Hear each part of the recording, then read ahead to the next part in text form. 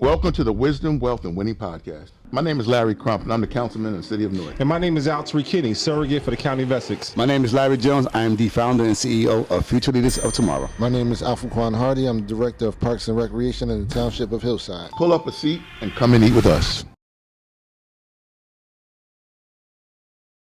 Easiest way, having a skill set and creativity.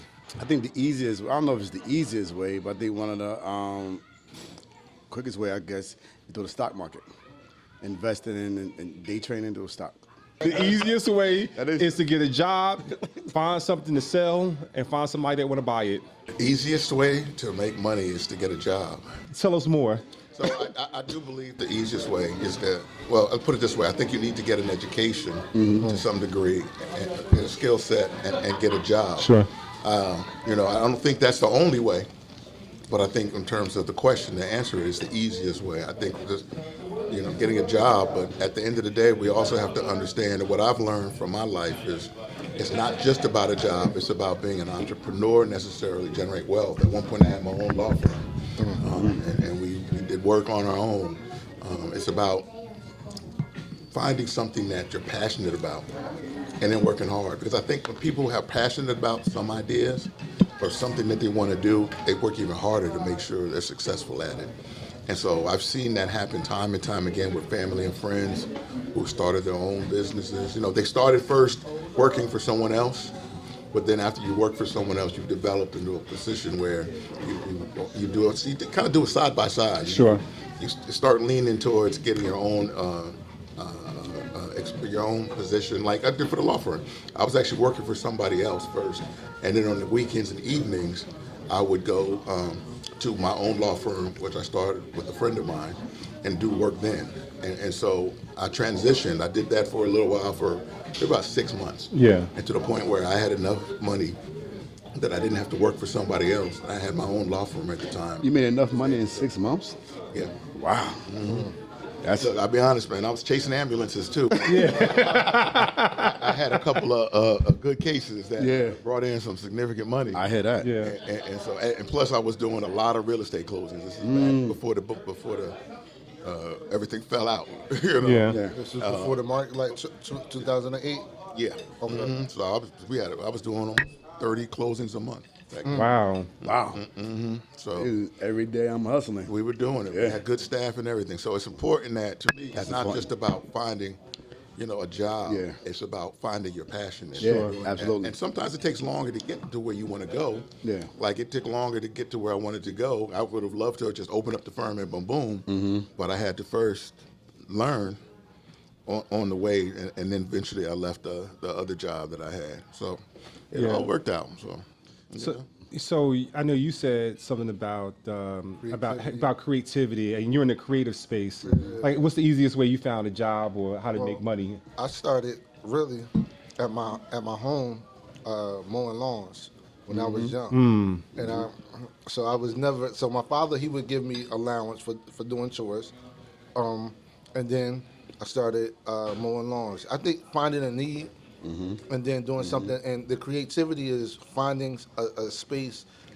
It's this thing called the blue ocean theory, right? Blue ocean theory is where you have people always going at it. There's like sharks in the water, and there's a lot of red, there's a lot of blood in the water. But where you have nobody, you're new to a space. You want to go and you want to create a space for yourself. So at that point in time, I was a young kid. I was more on my family's lawn. I was more on my neighbor's lawn. And my prices were better. So there was a need, and I took care of it, right? So that's what really got me into entrepreneurship. And then, obviously, for me, bivocational, you got to work. I wanted to get insurance, so things like that. I also had a barbershop. So these are the things that I did from an entrepreneurial perspective. But then, and this is something I wanted to ask all of you guys. I never really, not until recently, had an exit strategy on how you could start, let's just say you could start a business, but then how do you sell a business? Yeah. Or you could start a job, but how do you exit that job? Because you see a lot of people starting a job, but they don't necessarily they stay there for years because they either get comfortable or they're not as motivated, Don't right? make enough money. They're used to the check. What is it that you guys have seen, or what is it that you do to kind of transition from step to step? I can tell you something ironically. A couple things. Number one, I did have a dry cleaners at one point, and I sold it. Oh, wow. So Mr. I Jefferson. sold it. I got the hairline too, but I sold it. You know, there is a process to do that, and you know, I did that, and it went well. It used to be on Stuyvesant. It's gone now. But the other part of your question is the exit strategy, which I wholly appreciate, because I always say, in the position that I'm in City Hall, I'm planning my exit strategy now because I'm not going to be in office forever and don't want to be in office. Don't want to get too comfortable and think that that's it. That's going to be, and to me, that exit strategy includes more than just trying to find compensation to match what you're losing if you left, but also in terms of insurance and other things. This may be a little deeper than we need to go right now, but I've actually converted some of my insurance so that when I leave City Hall, that insurance will still be taken care of in terms of whole life insurance, Got it. Yeah. as opposed to just term. Yeah. So you know, you got to look at the whole picture. What does your future hold? What do you want to do? Do you have family? You know, how do you want to take care of your family? And all that plays into the exit strategy that I want to have. And I'm you know, with Zelma, we talk about that. Yeah. Because you know, and this is just me personally. Not nobody else's thing. I don't want to die in office. Yeah. I don't want to be Yeah. in a position where I have to stay in office to keep the insurance. Yeah. The life insurance particularly, because you know, as working for City Hall, you get 3 times or government, you get 3 times your salary. And so you got to learn, you got to figure out where you want to go, and make sure you map it out, plan it out. Yeah. That's what I did That's and good. doing right now. So Larry, I know you're in that space as well in terms of the not-for-profit, but Yeah. you're also an entrepreneur as well. Yeah. How do you make money? So, how do you? Now, how did you go? You can also talk about how did you learn to Not make for money? not-for-profit, I'll tell you that. But yeah, so I think part of the exit strategy would be you have to invest and use your assets to your advantage. So I invested in property. I had a 2-family house. I have a single-family house, and I also have some stocks.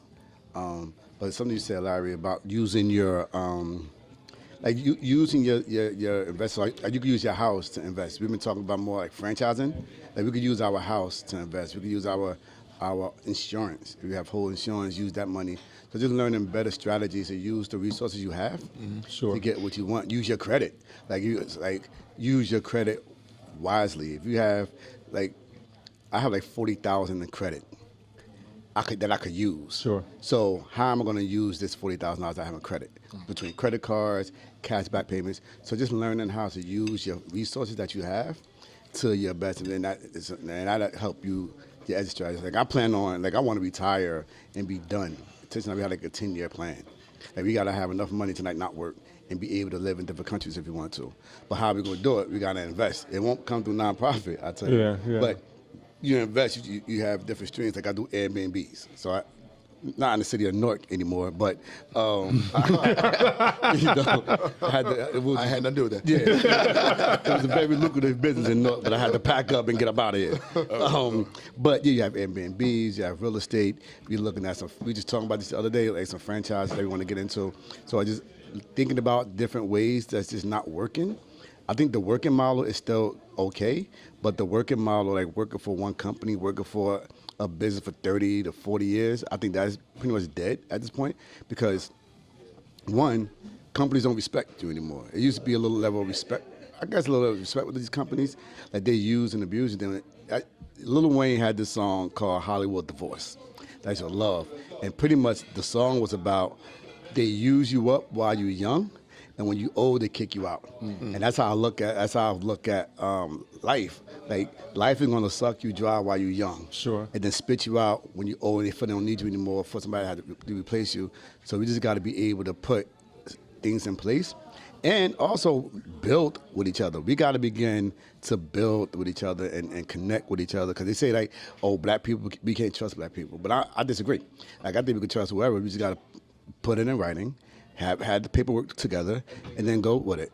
You know, so it's just that, how do we collectively and individually invest our resources to make a whole for each other? So I think that's part of it. Two points, right? I think when we're talking about investment, I know in one episode we talk about marriage. Marriage is another investment. Absolutely. Yeah. You know, so one of the strategies that we used was when me and my wife, she's in finance, so she really helped me out, because in my mind, I'm like, we're gonna put everything together, right? And like, in principle, it's admirable, but our first house, she put it in her name. Yeah. Our second house, I put in my name. That's right. That's So now we're still able to get, the loans and the grants that's available. Absolutely. You know what I mean? Absolutely. So I mean, she put me on. Yeah. So marriage is an investment. That's as well. right. You know what I mean? Using, both of us work.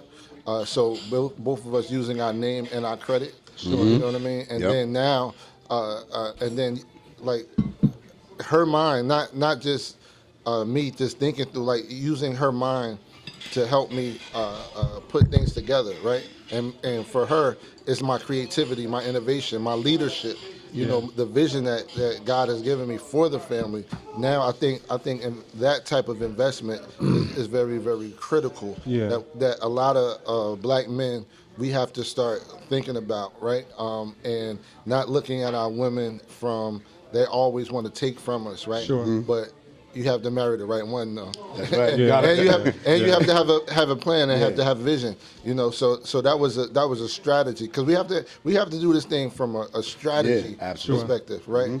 So I mean, my goal is for us to retire, at a certain age. Yeah. But how do we do that, right? Yeah. So I it's funny, because I think one of the things that we talked about, in our situation, is that, and it seems comical, but it's real, right? The fastest way to wealth building is through marriage, right? You double your income and you half your debt, right? So you double your income and you half your debt, right? You add another income to your household, but you cut in half your debt load, from your housing, your utilities, the other basic day-to-day things, right? And obviously what Al said is marry the right person. I think the other part of it is that the second way of building wealth is through family. And I'm not just talking about your immediate family. I'm talking about people whom you're connected to. Like, my story is a little different, right? My uncle, we purchased a building from my uncle at a less than market value price. And so that equity now is going to be passed down to my children, to our children, because my uncle made a decision that he wanted to keep the house inside the family. And so he sold it to us less than what the market would have paid for. The second pathway is, unfortunately, I had to say this, is that my mom passed, right? And so she owned a house outright. And so the equity that was inside her home, that wealth is now transferred to us, hopefully to make a decision on how do we invest, how do we transfer that wealth to our children, so they can build on the things that we've created. So one is like the easiest thing is, I think the best way of building wealth is getting a job, right? Like this, and it doesn't have to be the way we thought. No, I mean, I would say, so every job is the right job to me, right? Because one is a skill development. The other one is about just finances. But I think the other thing that we have to stop talking about or talking against is, like, people think of jobs as just over broke, right? Right? They think that so we have a young population of people say we want to be entrepreneurs. We want to be working for a job. I want to work for myself, but technically, as an entrepreneur, you work for everybody, right? Because you're eating what you catch, right? So, but your job might fund your entrepreneurial aspirations. And so, like the idea of talking against jobs, you're literally talking against yourself, the people that might be working for you. Also the benefits, like, shoot, some people get jobs just for the benefit purposes, right? I'll start my business, but my benefits come from my employment, even though it doesn't pay what I think I'm worth on the market, right? And so people do that sort of thing. But I think the best way, again, is developing your skills, become massively educated in whatever you're in, whether you are a skilled tradesman, or you're an attorney like Larry is, or master your craft. Like there's self-development tools that say that black men need affirmation. So you create black men is dope, right? Or black couples is dope, right? Because black couples need affirmation. So you created that, right? Yeah. You created a program where you celebrate black boys, and from a not-for-profit standpoint, but you created those sort of things, right? And so we got to figure out how do we create, how we monetize, and then also how we benefit ourselves and invest at the same time. But then also, I think what your biggest point is, how do we find an exit plan? Yeah. Because I don't want to be as an elected following somebody else's decision whether I could feed my family or not. Yeah. I never want to be in that position. I do have a question for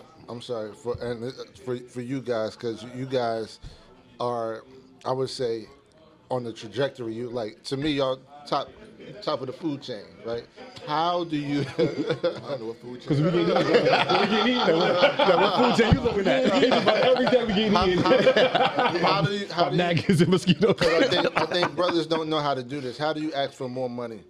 You know what I mean? How do you ask for that raise? Like, you know what I mean? This like I my wife, like the sisters, they do this, but the brothers, we don't. How do you ask for that? It's actually the opposite.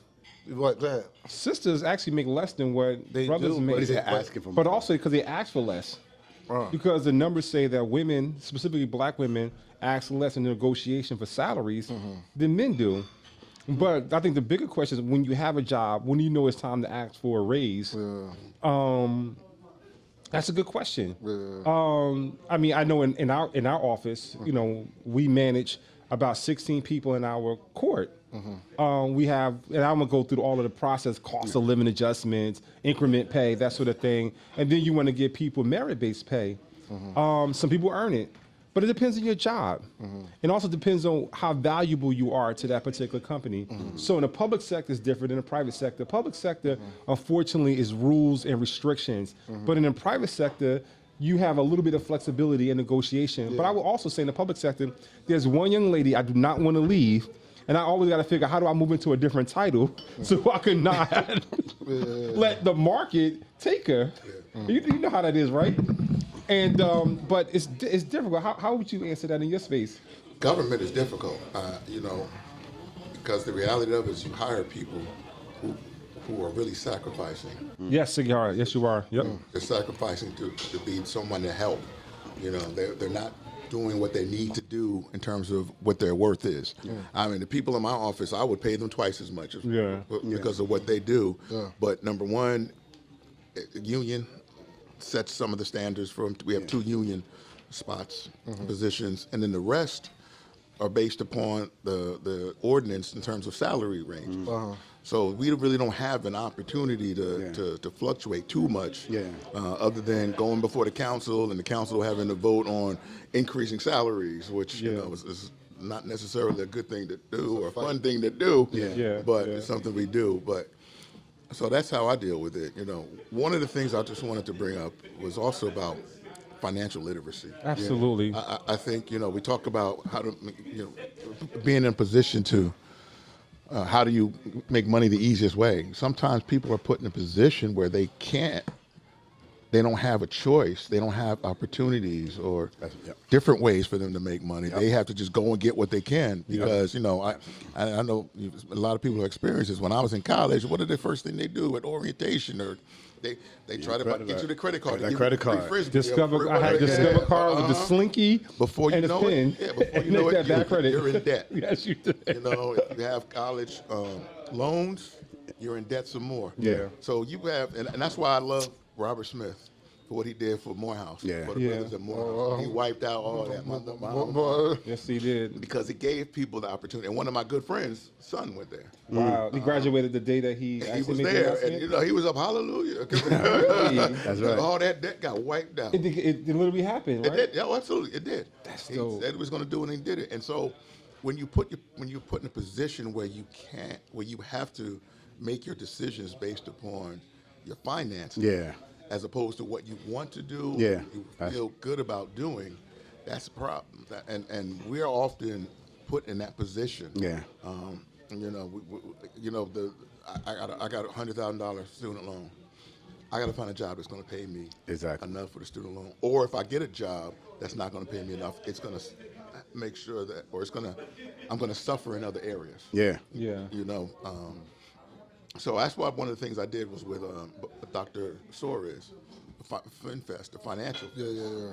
We did with that, which allowed everybody to come in and have opportunities that they wouldn't normally have. Talk about their finances, to learn about their finances, to learn about how to budget, to learn about how to invest, to learn about how to save, all that stuff, which I think is important because when I was young, the motto was live fast, die young, leave a good-looking corpse. Absolutely. So we weren't thinking about, unfortunately, that was the mindset. So we weren't thinking about long-term saving, what that means. Yeah. Because I truly, truly regret not saving when I was a lot younger because I'd be in a much more financial, better position. I laugh. I look at some of the stocks that I buy or mutual fund.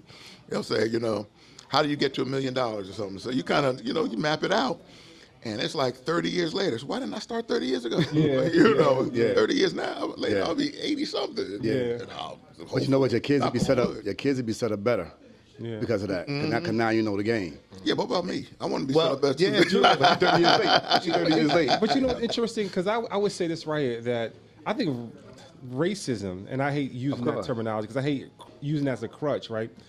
I was talking to a friend. Not I a said, crutch if it really is. it's real, right? You know what I mean? I was talking to James, and I was saying to James, if I was a white male, my pathway to wealth would have been 20 years earlier, right? And so, like Larry said, well, what about me?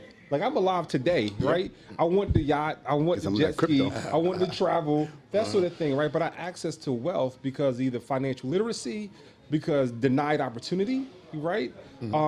Because of other people getting opportunities over us, not because we weren't qualified, but because we just didn't look the part, right? Or even when I was between jobs, and I said this before, when I was between jobs and I was applying for jobs throughout the city of Newark, whether it was Prudential, whether it was Audible, whether it was Blue Cross Blue Shield, I literally had to call myself Al Kinney. Because I was like, if I say Al Tariq, my name Al Fuqua. yeah, right. And I had to put New Jersey on there rather than put Newark in there. People discriminated against you based on where you live or what they believe you are, your faith and your race. And so you take all that into consideration.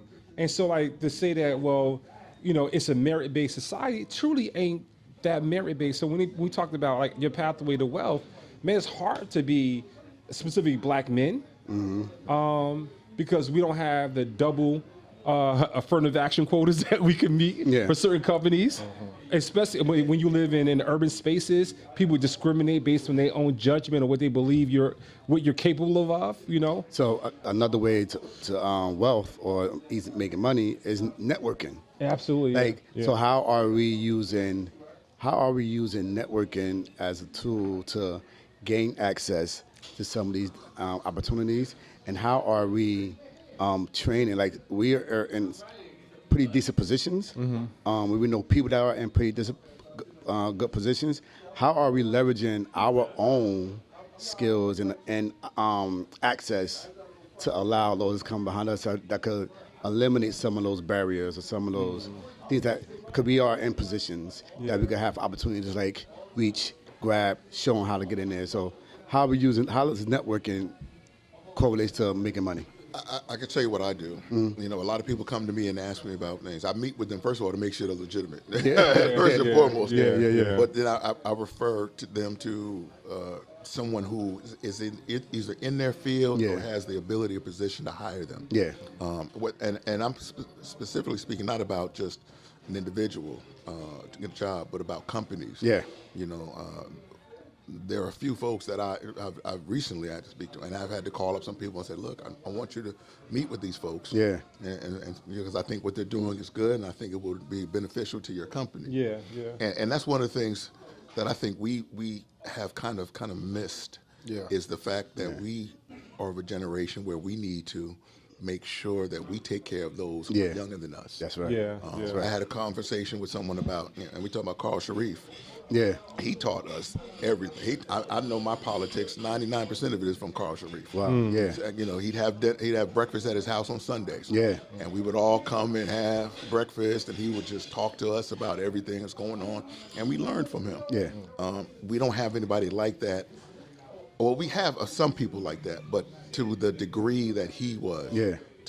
And what he shared with us was amazing. Yeah. And so there's a lot of things that we could do and we could talk about in terms of building financial wealth. You know, we talked about getting a job. We talked about, you know, entrepreneurship. We talked about networking and helping others, and financial literacy. So I think that's an important start to this conversation that I hope, you know, others will listen, take heed to, and work with them as well. As you can see, we get personal, we share our wisdom, and we hope that we can help you get to your goals. Join us for the next sit down. Don't forget to rate, follow, share, and subscribe. Thank you for joining Wisdom, Wealth, and Winning.